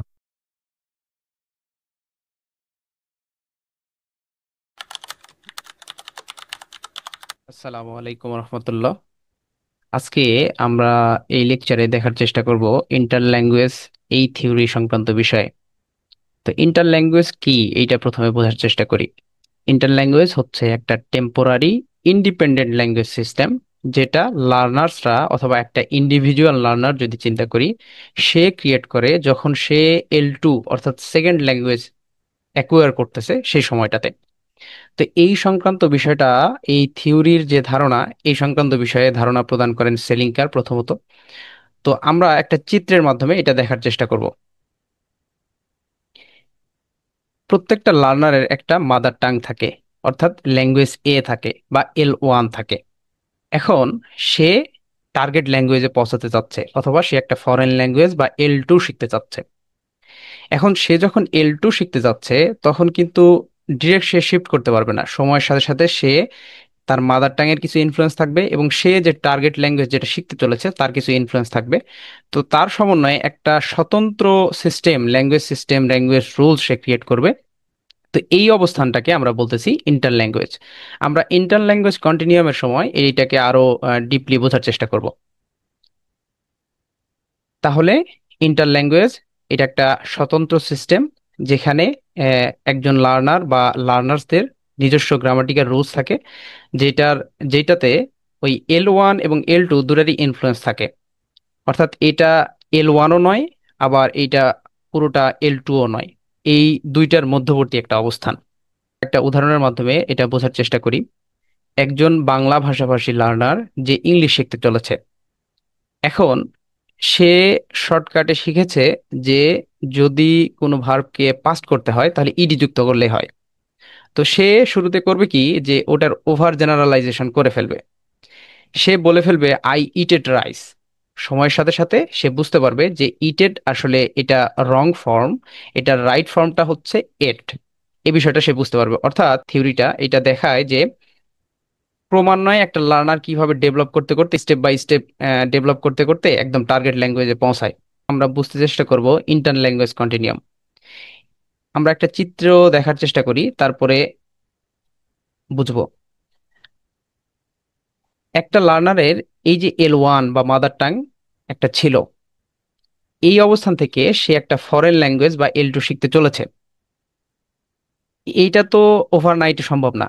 সময়ের সাথে সাথে সে কিছু রুলস শিখবে, সে ভাষাটাকে একটু শিখবে, 10% পূরণ হবে, 20% পূরণ হবে, 30% পূরণ হবে, এভাবে সময়ের সাথে সাথে সে ডেভেলপ করতে করতে স্টেপ বাই স্টেপ শিখে সে ফরেন ল্যাঙ্গুয়েজ পর্যন্ত পৌঁছাবে। তো এটাকে আমরা বলছি ইন্টার ল্যাঙ্গুয়েজ কন্টিনিউয়াম। তাহলে ইন্টার ল্যাঙ্গুয়েজ কন্টিনিউয়ামকে যদি আরো একটু ইলাবোরেটিভ বলতে চাই, তাহলে বিষয়টা এমন আসে, এটা হচ্ছে একটা ল্যাডার বা একটা রোডে এক স্থান থেকে অন্য স্থান পৌঁছানোর মতো, বলা যেতে পারে মাদার টাং থেকে ফরেন ল্যাঙ্গুয়েজে পৌঁছানোর মতো। প্রথমে সে যখন শিখেছে যে সাবজেক্ট ভার্ব অবজেক্ট, এটা হচ্ছে ইংলিশের আর কি সেন্টেন্স স্ট্রাকচার। এখন শুরুতে প্রথম স্টেজে সে চিন্তা করবে হি গো স্কুল। তারপরে সে সেকেন্ড স্টেজে চিন্তা করবে যে থার্ড পারসন সিঙ্গুলার নাম্বার হলে এখানে এস বাই এস যুক্ত হবে ভার্বের সাথে। এরপরে সে আরো এটাকে মডিফাই করবে যে এটাকে এই যে মাঝখানে এখানে যদি একটা টু বসানো যায়, অর্থাৎ এখানে যদি একটা প্রেপোজিশন ব্যবহার করা যায়, তাহলে এটা আরো বেশি অ্যাপ্রোপ্রিয়েট ইউজ হয়। অর্থাৎ প্রথমে সে যখন একটা ল্যাঙ্গুয়েজ শিখছে, ফরেন ল্যাঙ্গুয়েজ শিখছে, তখন সে অনেকগুলো ইরোর্স করতে থাকে। সময়ের সাথে সাথে তার ইরোর্সের পরিমাণগুলো কমতে থাকে এবং তত বেশি সে টার্গেট ল্যাঙ্গুয়েজের ক্লোজার হতে থাকে। অর্থাৎ এই ইন্টার ল্যাঙ্গুয়েজ কন্টিনিউয়াম দেখাচ্ছে যে এটা একটা gradual step by step process. এখন আমরা main assumptions of IL theory অর্থাৎ ইন্টার ল্যাঙ্গুয়েজ থিওরির কিছু মেইন অ্যাজাম্পশনস দেখার চেষ্টা করব। যে এইটা শুরুতে বলে যে যখন একটা লার্নার লার্ন করছে মাদার টাং থেকে টার্গেট ল্যাঙ্গুয়েজে পৌঁছাচ্ছে, এটা হচ্ছে একটা গ্র্যাজুয়াল ডেভেলপমেন্টের মাধ্যমে এটা সম্পাদিত হবে। এই যে সে যখন মাদার টাং থেকে টার্গেট ল্যাঙ্গুয়েজে পৌঁছাচ্ছে, তখন সে এই পথে, অর্থাৎ তার যে স্টেপ বাই স্টেপ তার যে ডেভেলপ হচ্ছে এই পথে, সে হচ্ছে সেপারেট একটা রুল সিস্টেম ক্রিয়েট করে। আমরা কিভাবে বুঝলাম? যে আমরা উপরের উদাহরণ থেকে এটা বর্ণনা করতে পারি। শুরুতে সে যখন সাবজেক্ট ভার্ব অবজেক্ট এটা শিখেছিল, তখন কিন্তু তার মাথায় ছিল যে একটা রুল, একটা মানে গ্রামাটিক্যাল রুল কিন্তু তার মাথায় ছিল যে সাবজেক্ট ভার্ব অবজেক্ট, এতটুকু সে জানতো। তাহলে এটা একটা স্বতন্ত্র বিষয় না? আবার সে যখন দ্বিতীয় স্টেজে আসলো, তখন কিন্তু তার মধ্যে একটা স্বতন্ত্র রুল তৈরি হলো যে থার্ড পার্সন সিঙ্গুলার থাকলে এখানে এস বাই এস যুক্ত হয় ভার্বের সাথে। তারপরে এইটা কিন্তু আরেকটা স্বতন্ত্র রুল তার মাথায় তৈরি হলো। আবার ক্রমান্বয়ে সে যখন ডেভেলপ করলো যে হি গোজ টু স্কুল, অর্থাৎ এই যে টুটা যুক্ত করলে আরো বেশি ভালো হয়, আরো বেশি অ্যাপ্রোপ্রিয়েট ইউজ হয়, মানে সেন্টেন্স স্ট্রাকচারটা আরো প্রপারলি ইউজ করা হচ্ছে। তো এই যে এইখানে এই থার্ড স্টেজে সে যখন অবস্থান করছে, এটাও কিন্তু একটা স্বতন্ত্র রুল তার জন্য। সে মাদার টাং থেকে ফরেন ল্যাঙ্গুয়েজে পৌঁছাচ্ছে, তখন এক একটা স্টেজে তার কাছে সেপারেট রুল সিস্টেম থাকছে। আর সে যে লার্নিংটা করছে, সে যে শিখলো যে সাবজেক্ট ভার্ব অবজেক্ট, সে টেস্টিং হাইপোথেসিসের মাধ্যমে ওই L2 এর রুলস গুলা অ্যাপ্লাই করার চেষ্টা করে এই সময়টাতে। এই থিওরিতে দেখা হয় যে এরর্স যেগুলো হচ্ছে, সেগুলো একটা ন্যাচারাল পার্ট অফ লার্নিং হিসেবে দেখা হয়, নট জাস্ট মিস্টেক্স। যে সব লার্নার্স কিন্তু টিএল কম্পিটেন্সি অর্জন করতে পারে না। ওই যে আমরা ল্যাঙ্গুয়েজ কন্টিনিউয়াম দেখলাম, ওই ল্যাঙ্গুয়েজ কন্টিনিউয়ামের মাঝপথে কখনো কখনো স্টাক হয়ে যেতে পারে। দেখা যাচ্ছে কোনো একটা লার্নার এই 50%-এর পরে স্টাক হয়ে গেছে, তার লার্নিংটা ডেভেলপ করছে না। তো এইটাকে আমরা বলবো যে মানে সেই স্টাক হয়ে যাচ্ছে, এটাকে আমরা বলবো ফসিলাইজেশন। এই থিওরি জানাচ্ছে যে একটা লার্নার বা লার্নার্সরা যে ইরর্স করতেছে, এটাও তাদের জন্য ইউজফুল। তার প্রোগ্রেস দেখাচ্ছে যে সে অ্যাটলিস্ট কিছু না কিছু করছে, এটা ব্যাড বিষয় এরকম না। আর errors equal to evidence of strategies learners use, অর্থাৎ যে স্ট্র্যাটেজিগুলো ফলো করছে সেটার এভিডেন্স হিসেবে। ফসিলাইজেশন মূলত যখন আমরা ওই যে ল্যাঙ্গুয়েজ ইন্টার ল্যাঙ্গুয়েজ কন্টিনিউয়ামটা দেখলাম, এই জায়গাতে যখন একটা লার্নার হিসেবে চিন্তা করি যে একটা লার্নার ঠিক এই 50%-এর পরে আর সে ডেভেলপ করছে না, টার্গেট ল্যাঙ্গুয়েজের পথে সে আর ডেভেলপ করছে না, সে আর শিখছে না, এই যে সে স্টাক হয়ে যাচ্ছে, এই যে স্টাক হয়ে যাওয়াটাকে আমরা বলবো ফসিলাইজেশন। এই ফসিলাইজেশনটা কেন হয়, কজেস অফ ফসিলাইজেশন, যেগুলো নিয়ে সেলিংকার বর্ণনা করেছেন, এখানে মূলত পাঁচটা তিনি রিজনস দেখিয়েছেন, কজেস দেখিয়েছেন। প্রথমত আসে ল্যাঙ্গুয়েজ ট্রান্সফার, অর্থাৎ তার যে মাদার টাং এবং সে যে টার্গেট ল্যাঙ্গুয়েজে পৌঁছাতে চাচ্ছে, এই পথে, এই পৌঁছানোর পথে তার অতিরিক্ত পরিমাণে যদি মাদার টাং এর ইনফ্লুয়েন্স থাকে, তখন সে ফসিলাইজড হয়ে যায়। দ্বিতীয় নম্বর যে বিষয়টা, যে ট্রান্সফার অফ ট্রেনিং, যে তাকে ট্রেন আপ করছে, যে তাকে শেখাচ্ছে, তার শেখায়, অর্থাৎ যে ট্রেনার তার শেখানোর মেথডে বা তার ম্যাটেরিয়ালসে বা তার নিজের মধ্যে যদি ভুল থাকে, তাহলে যে লার্নার সে তো অবশ্যই ভুল শিখবে, তাই না? তাহলে এই যে সে ভুল শিখছে, তার ফলে সে মাদার টাং থেকে টার্গেট ল্যাঙ্গুয়েজে পৌঁছাতে পারছে না। অর্থাৎ সেখানে সে স্টাক হয়ে যাচ্ছে, লার্নিংটা তার স্টাক হয়ে যাচ্ছে, ডেভেলপমেন্ট আর হচ্ছে না ফার্দার। তাহলে এই অবস্থাকেও আমরা ওই যে, এইটাও একটা কারণ ওই ফসিলাইজেশনের জন্য। এরপরে 3 নম্বর যেটা, সেটা স্ট্র্যাটেজিস অফ L2 লার্নিং। একটা লার্নার যে যে স্ট্র্যাটেজি ফলো করে সে লার্ন করছে, সেই স্ট্র্যাটেজিতে যদি কোনো ভুল হয়, সেই ক্ষেত্রে তার ফসিলাইজড হয়ে যাওয়ার একটা পসিবিলিটিস থেকে যায়। যেমন উদাহরণ হিসেবে বলা যেতে পারে, সে শিখেছে যে ভার্বের পাস্ট ফর্ম করার জন্য ইডি যুক্ত করলেই হয়। এখন সে সবগুলাতে ইডি যুক্ত করে চলেছে, কামড, ইটেড, এরকম ভাবে ইডি যুক্ত করেছে। এটা তো সত্য না। তাহলে যদি সে এরকম তার যে স্ট্র্যাটেজি এটাতে যদি চেঞ্জ না আনে, তাহলে তো সে ফসিলাইজড হয়ে যাবে, তার লার্নিংটা স্টাক হয়ে যাবে, ঠিক না? এরপরে 4 নম্বর আসে স্ট্র্যাটেজি অফ L2 কমিউনিকেশন। সে যার সাথে কমিউনিকেট করছে, এই কমিউনিকেট করার সময় সে যদি ভুলভাবে কমিউনিকেট করতে থাকে, তাহলে তার লার্নিংটা স্টাক হয়ে যাবে। যেমন সে যদি বলে যে বিগ কার, বিগ কার বলতেছে হচ্ছে একটা ট্রাককে, এবং এইটা যদি সে শুধরায় না নেয়, তার তো তাহলে ফার্দার ডেভেলপমেন্টটা হচ্ছে না, ঠিক না? অর্থাৎ তার ডেভেলপমেন্টটা স্টাক হয়ে যাচ্ছে। সে যদি এই যে ভুলভাবে কমিউনিকেট করতে থাকে, ট্রাকের জায়গায় বিগ কার বলে এভাবে যদি কমিউনিকেট করতে থাকে। এরপরে 5 নম্বর আসে ওভার জেনারেলাইজেশন। ওভার জেনারেলাইজেশন হলো এইটা, যে সে যে রুলসগুলো শিখেছে তার টার্গেট ল্যাঙ্গুয়েজের, সেগুলোকে এত ব্রডলি সে ইউজ করছে যে তার ভুল হয়ে যাচ্ছে, সেই ভুলের দিকে সে লক্ষ্য করছে না। যেমন উদাহরণস্বরূপ বলা যেতে পারে, ওই যে আমরা বললাম যে পাস্ট ফর্ম ইডি যুক্ত করলেই পাস্ট ফর্ম করা যায়, ভার্বের পাস্ট ফর্ম করা যায়। সে কামের সাথেও ইডি যুক্ত করছে, এটা তো ঠিক না। তাকে কেম বানাইতে হবে, অর্থাৎ সে ইডি যুক্ত করে পাস্ট করার ব্যাপারটাকে ওভার জেনারেলাইজ করে ফেলছে। অথবা বলা যেতে পারে সে বলছে চাইল্ডস, কারণ সে জানে এস যুক্ত করলে এটাকে প্লুরাল করা যায়। কিন্তু চাইল্ডের প্লুরাল ফর্ম যে চিলড্রেন, এটা সে যদি না শিখে, সে যদি নিজেকে কারেক্ট না করে নেয়, তাহলে তার লার্নিংটা এই জায়গাতে স্টাক হয়ে যাবে, সে ফসিলাইজড হয়ে যাবে।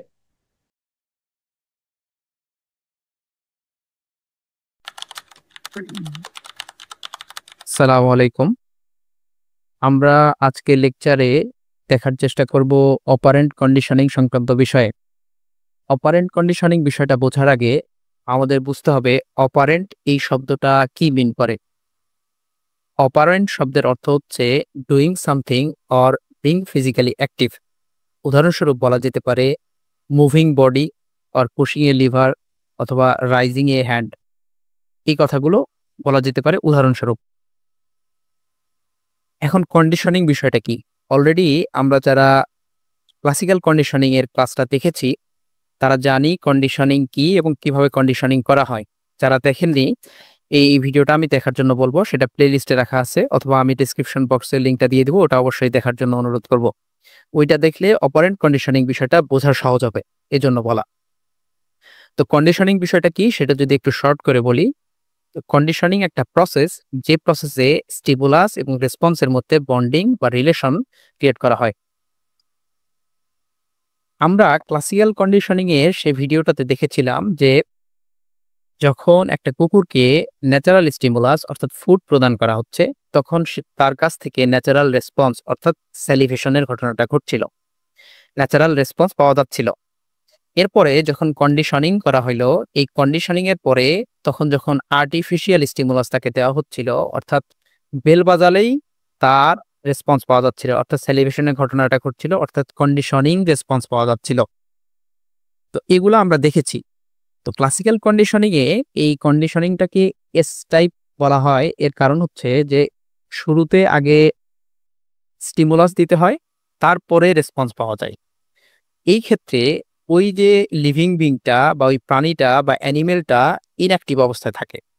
কিন্তু এখন আমরা এই লেকচারের যে মূল টপিক অপারেন্ট কন্ডিশনিং, এখানে আমরা দেখব যে লিভিং বিং বা প্রাণীটা বা অ্যানিমেলটা অ্যাক্টিভ থাকে, অর্থাৎ আগে তারা রেসপন্স করবে, অর্থাৎ ওই প্রাণীটা আগে রেসপন্স করবে, তারপরে সে স্টিমুলাস পাবে। আগে যেহেতু এখানে রেসপন্স আছে, রেসপন্স বিষয়টা জড়িত, এই জন্য এটাকে আমরা বলবো আর টাইপ কন্ডিশনিং বা আর টাইপ কন্ডিশন। আমরা স্কিনার বক্স থেকে দেখতে পাচ্ছি যে একটি ইঁদুর এখানে আছে, এখানে দেখতে পাচ্ছি একটা লিভার, এখানে যদিও নীল কালার দেখা যাচ্ছে, এটা গ্রিন কালার লাইট, এটা রেড কালার লাইট, এখানে স্পিকার দেখতে পাচ্ছি, এখানে ফুড ডিসপেন্সার, শক জেনারেটর দেখতে পাচ্ছি এবং ইলেকট্রিক গ্রিড দেখতে পাচ্ছি। তো এই পরীক্ষাটা করা হয় দুইটা ধাপে। এখানে একটা ইঁদুরকে ধরে নিয়ে এসে এই বক্সে, এই বদ্ধ বক্সে রাখা হয়। তো স্বাভাবিকভাবে নির্দিষ্ট সময় যখন রাখা হয় তখন সে ক্ষুধার্ত হয়ে ওঠে, তার তো খাবার প্রয়োজন। তো সে বিভিন্ন ধরনের অ্যাক্টিভিটি করতে গিয়ে সে আচমকা এই লিভারটা প্রেস করে ফেলে। এই লিভারটা যখন সে প্রেস করে ফেলে তখন এই ফুড ডিসপেন্সার থেকে খাবার চলে আসে। অর্থাৎ শুরুতে আগে এই প্রাণীটা অ্যাক্টিভ ছিল, শুরুতে সে আগে রেসপন্স করেছে, লিভারটা প্রেস করেছে, তারপরে সে এই স্টিমুলাস বা খাবারটা পেয়েছে। এখন সে যখন খাবার পাচ্ছে তার ব্রেনটা তো উদ্দীপিত হয়েছে। এই বৈশিষ্ট্যটা বা এই বিহেভিয়ার সময়ের সাথে সাথে বাড়বে না? উত্তর হচ্ছে হ্যাঁ, অবশ্যই বাড়বে। তখন সে, তার যখনই ক্ষুধা লাগবে তখনই সে এটা প্রেস করবে এবং এই ফুডটা পাবে। এইটা ছিল প্রথম পরীক্ষা। তারপরে দ্বিতীয় পরীক্ষা করা হয়। সরি, প্রথম পরীক্ষায় আরেকটু মিস করে গেছি, যে প্রথম পরীক্ষায় প্রথমে যখন সে এই লিভারটা প্রেস করছিল তখন সে ফুড পাচ্ছিল। সময়ের সাথে সাথে সে লিভারটা প্রেস করার পরেও তাকে ফুড দেওয়া হচ্ছিল না।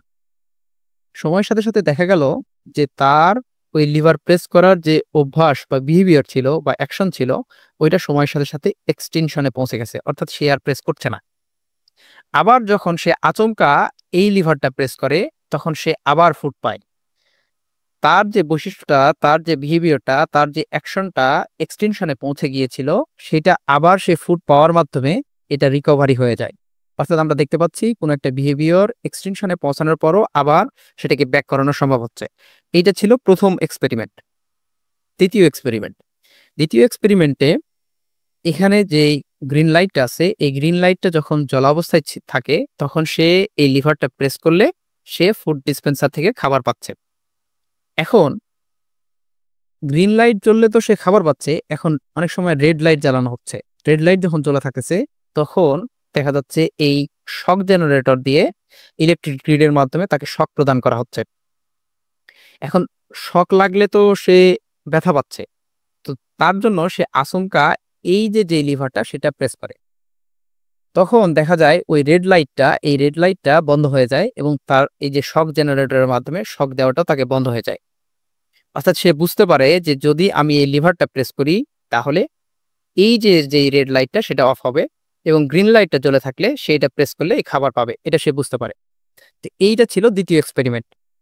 এখন আমরা পরবর্তীতে এই বিষয়গুলোকে একটু ইলাবোরেটলি জানবো। এই ইঁদুরটা যখন লিভারটা প্রেস করছিল তার থেকে এইটা ছিল তার কাছ থেকে ডিজায়ার্ড বিহেভিয়ার, এটা আমরা চাচ্ছিলাম বা ওই এক্সপেরিমেন্টে চাওয়া হচ্ছিল।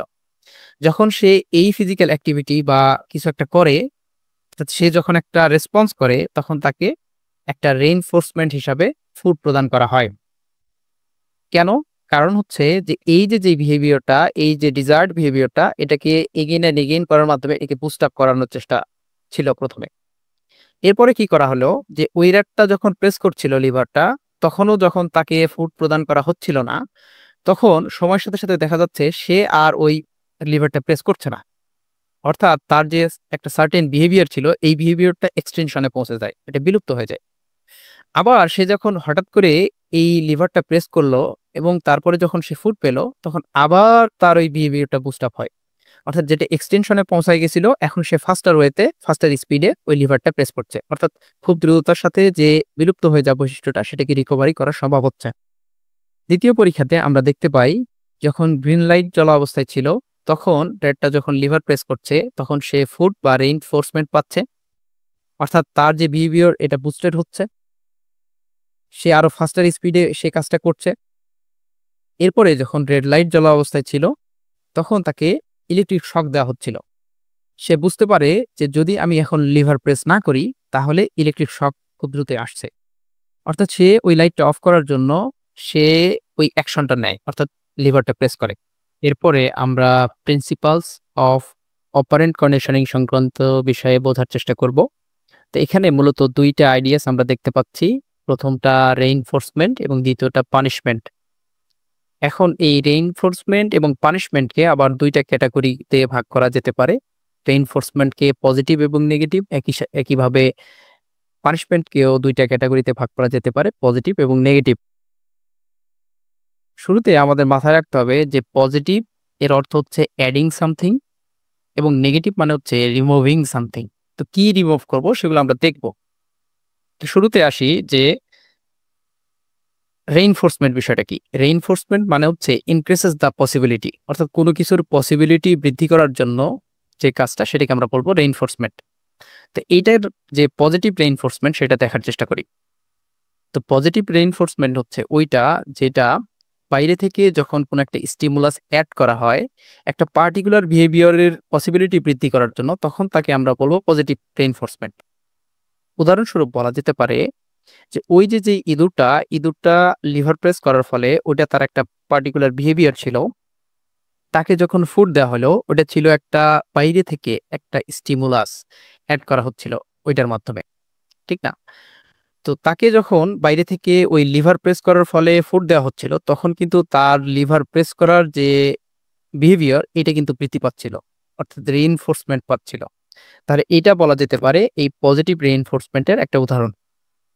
দ্বিতীয় যে বিষয়টা নেগেটিভ রিইনফোর্সমেন্ট।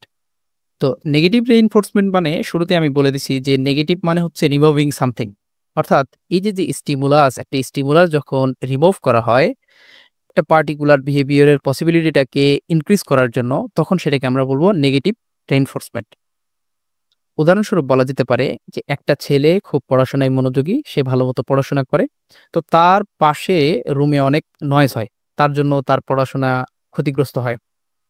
এখন কেউ গিয়ে ওই নয়েজটাকে অফ করে দিল, অর্থাৎ তার জীবনে ওই নয়েজটা ছিল, সেটাকে অফ করে দেওয়ার ফলে তার যে পড়াশোনার অ্যাক্টিভিটি, পড়াশোনার যে বিহেভিয়ারটা, এই পার্টিকুলার বিহেভিয়ারটা আরো বেশি ইনক্রিজ করবে না? অবশ্যই ইনক্রিজ করবে। তাহলে এই যে একটা বিষয়কে, একটা পার্টিকুলার স্টিমুলাসকে যখন আমরা সরাই দিলাম তখন তার একটা পার্টিকুলার বিহেভিয়ারের পসিবিলিটিটা ইনক্রিজ করলো, এটাকে আমরা বলবো নেগেটিভ রেইনফোর্সমেন্ট। এরপরে আসি পজিটিভ পানিশমেন্ট এবং নেগেটিভ পানিশমেন্ট সংক্রান্ত বিষয়ে। তো পজিটিভ বিষয়টা কি? পজিটিভ মানে হচ্ছে অ্যাডিং সামথিং আর নেগেটিভ মানে হচ্ছে রিমুভিং সামথিং, এই কথাটা মনে রাখতে হবে। পানিশমেন্টের ক্ষেত্রেও তাই, যে যখন এই পানিশমেন্ট কথাটার অর্থ হচ্ছে যে ডিক্রিসেস দ্য পসিবিলিটি, অর্থাৎ কোনো কিছুর পসিবিলিটিটাকে আমরা ডিক্রিজ করতে চাই। কিসের পসিবিলিটি ডিক্রিজ করতে চাই? কারণ এখানে তো আমাদের বিহেভিয়ার নিয়েই কথা হচ্ছে সব, ঠিক না? তাহলে অবশ্যই আমরা একটা বিহেভিয়ার অথবা একটা পার্টিকুলার বিহেভিয়ারকে আমরা ডিক্রিজ করতে চাচ্ছি, এটার পসিবিলিটিটাকে ডিক্রিজ করতে চাচ্ছি কিসের মাধ্যমে? একটা স্টিমুলাসের মাধ্যমে। এখন পজিটিভ পানিশমেন্ট বিষয়টা কি? যখন একটা বাইরে থেকে একটা স্টিমুলাসকে অ্যাড করা হয় একটা পার্টিকুলার বিহেভিয়ারের পসিবিলিটিটাকে ডিক্রিজ করার জন্য, সেটাকে আমরা বলবো পজিটিভ পানিশমেন্ট। এটার উদাহরণস্বরূপ বলা যেতে পারে যে একটা ছেলে যে 1 পেজের একটা অ্যাসাইনমেন্ট সে করে আসে নাই, তো টিচার তাকে করলো কি, যে টিচার তাকে 10 পেজ লিখিয়ে নিল।